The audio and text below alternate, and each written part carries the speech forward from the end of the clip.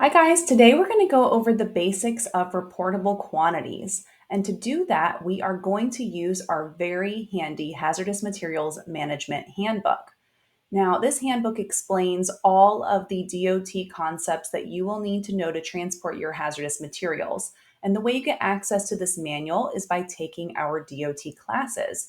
So I'll just show you quickly on our website. If you go to irkweb.com, hit find your course, and then you filter for DOT Hazardous Materials Management and select search. You're going to see all of the courses that have to deal with DOT hazardous materials. Now, if you click on them, some of them you'll see are seminars and webcasts. Would you click on the one you want? This one is the complete course. So if you've never had the training before, you would want to take this one. And you can see the dates and locations if you want a seminar. And you can also select from our webcasts, which are a live instructor and are very convenient because you can take them from the comfort of your own office. All right, so let's talk about reportable quantities. So if I open our manual here, this is our DOT manual. And here I've gone down to the section on hazardous substances. So here we will see very easy to read information about how these materials are listed in Appendix A to the hazardous materials table. And these are things that are identified in CERCLA as environmentally hazardous substances. So, a hazardous substance is a material, including mixtures and solutions, that's packaged in a quantity greater than or equal to the reportable quantity listed in this appendix. Now, if you scroll down here in our manual, you can just see a little screenshot of this table taken straight from the regulations. Here we can see, for example, acetone has a reportable quantity of 5,000 pounds. So you're going to see pounds and kilograms depending on how you fill in your shipping papers. So if we go down, what a lot of people are wondering is how do I know if I've hit my reportable quantity in a package that's a mixture?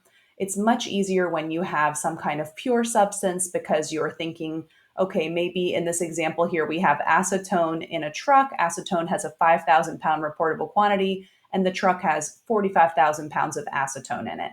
That's pretty easy to see that you do have a reportable quantity there. So you're just going to add the RQ either before or after the sequence on your shipping papers. And that is very easy to comply with. Now, when you have a mixture, you just have to take an additional step of looking at this table. And this table is in the regulations in 49 CFR. It's also very easy to find in this same section of our hazardous materials manual.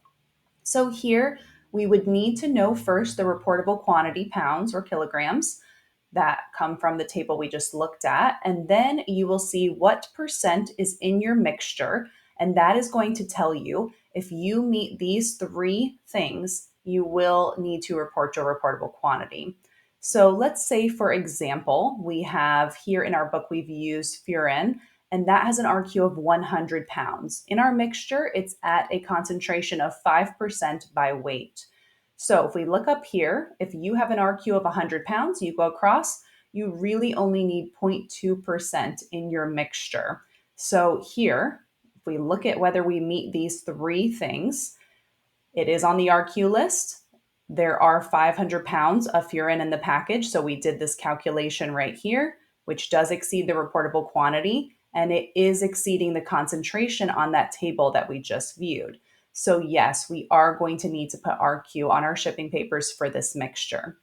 So that's just a brief summary of reportable quantities. Like I said, if you are new to DOT Hazmat training, you should take our course, the complete course. If you've had it before and you just have to get your refresher training done, which is, of course, due every 3 years in the United States for transporting hazmat by ground, you will want to make sure that you look up our update webcast, or if you really just want to take the complete course again, you could do that as well.